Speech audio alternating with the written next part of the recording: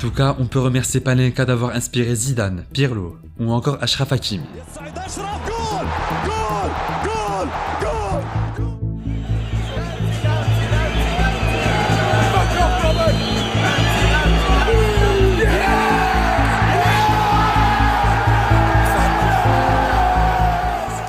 Pour arrêter un penalty, il faut un bon gardien, mais pas que.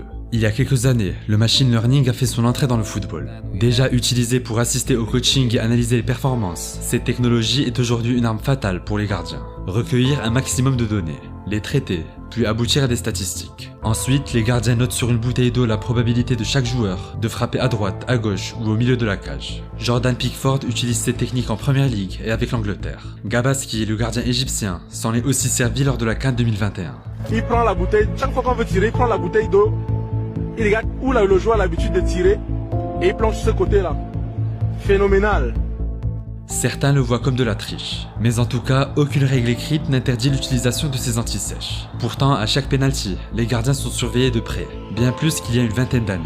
Au début des années 2000, la règle d'un pied sur la ligne existe déjà, mais les arbitres n'y prêtent pas grande attention. Dida en 2003 puis Dudek en 2005 passent entre les mailles du filet. Mais depuis l'introduction de la VAR en 2019, impossible de tricher. It's Renard, and this time she converts. Elle est belle, elle est riche et elle est blonde. Et alors? Moi je suis pas riche et je suis pas blonde. Non mais ça m'énerve ça. Non mais tu crois que Zidane à l'Euro 2000 il savait qu'il allait gagner contre les Portugais sur un penalty? Non, il le savait pas. Bon, les filles c'est comme les penaltys. Si tu gamberges trop, t'as aucune chance de planter. Si tu gamberges trop, t'as aucune chance de planter. Cette phrase résume assez bien la difficulté du geste. Souvent, les joueurs qui prennent trop d'élan sont désavantagés. L'exemple de Zaza à l'Euro 2016 face à l'Allemagne est encore dans les esprits.